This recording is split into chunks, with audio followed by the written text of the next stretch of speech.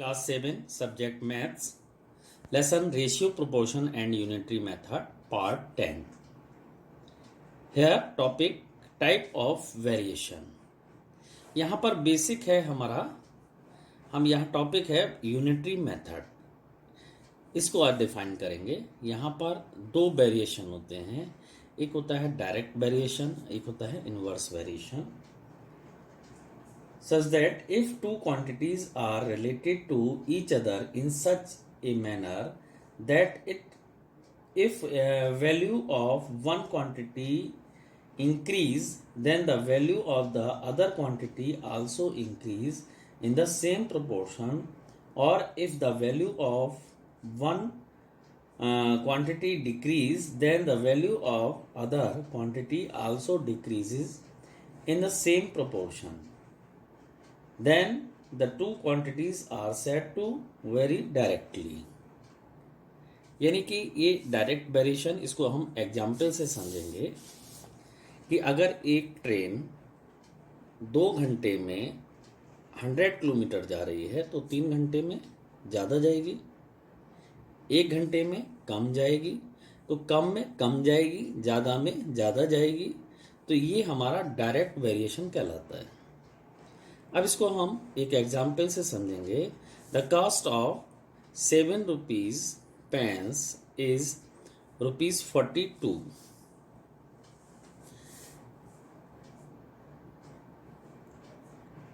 Find the cost of 12 pence. तो यहाँ ये रुपीज नहीं है, and the cost of 7 pence is 42। तो यहाँ हम लिखेंगे, यहाँ कॉलम बना लेते हैं, एक पेन और ये इसकी कॉस्ट हो गई इन रुपीस। पेन है हमारे 7 पेन, इनकी कॉस्ट है 42 रुपीस। अब 12 पेन अगर हैं तो इनकी कॉस्ट क्या होगी, यहाँ हमने x अननोन नंबर यहाँ ले लिया। अब यहाँ हम कंपेयर करते हैं। कंपेयर क्या करते हैं कि 7 पेन हमारे 42 रुपीज़ के आएंगे, 12 पेन ज़्यादा रुपए के आएंगे। इट मीन्स यहाँ ये नंबर लार्ज होने से इसकी कॉस्ट भी लार्जर हो जाएगी।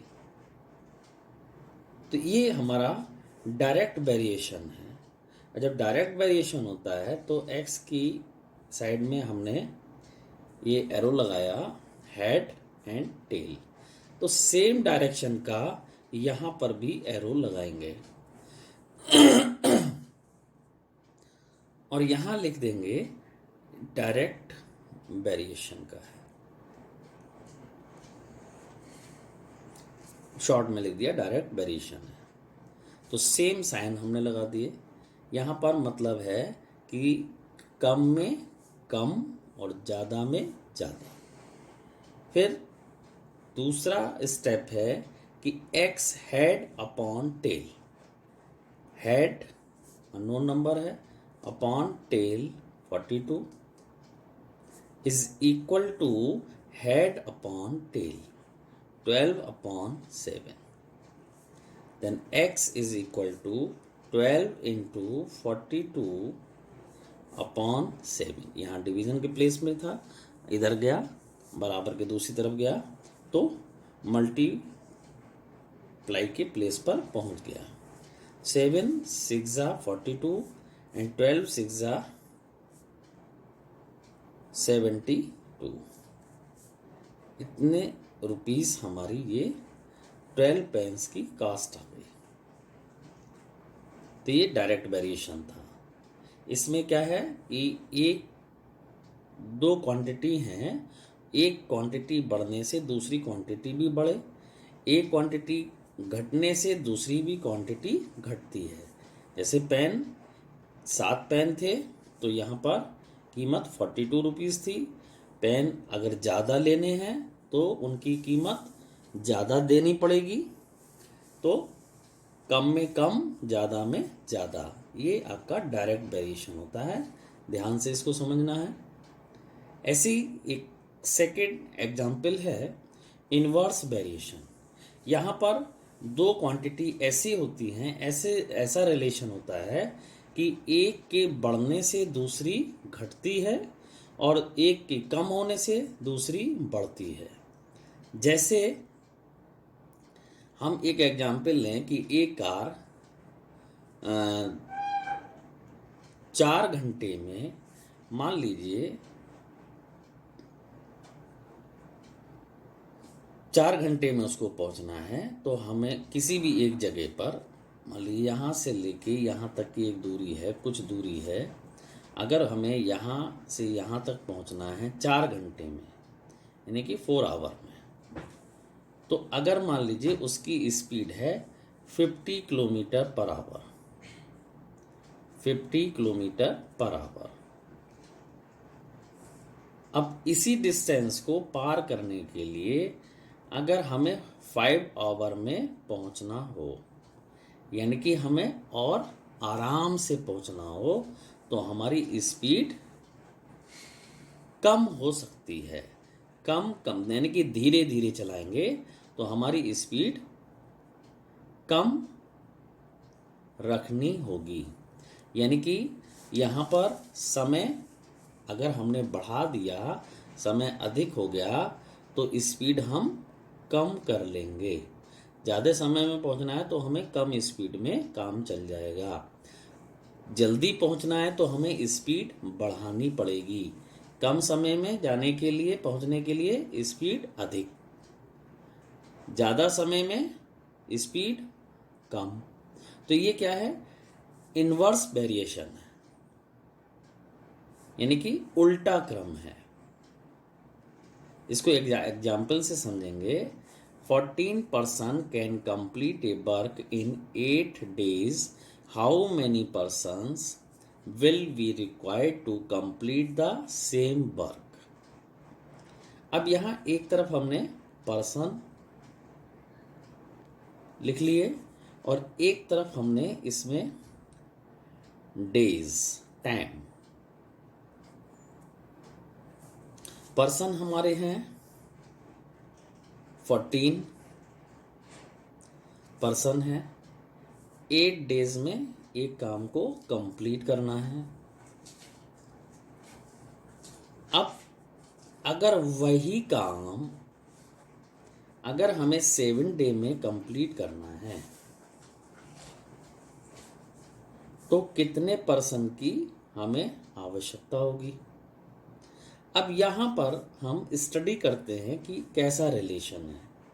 अगर एक काम को 8 डेज में कंप्लीट करना है तो 14% की आवश्यकता पड़ी हमें, और काम को 7 डेज में यानी कि कम दिनों में कंप्लीट करना है तो हमें ताकत बढ़ानी पड़ेगी, आदमी बढ़ाने पड़ेंगे।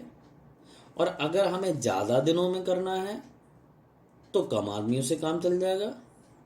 तो ज़्यादा दिन में कंप्लीट करना है तो कम आदमियों की, कम पर्सन की आवश्यकता होगी। और अगर कम दिनों में कम काम को कंप्लीट करना है तो ज़्यादा, कम में ज़्यादा, ज़्यादा में कम।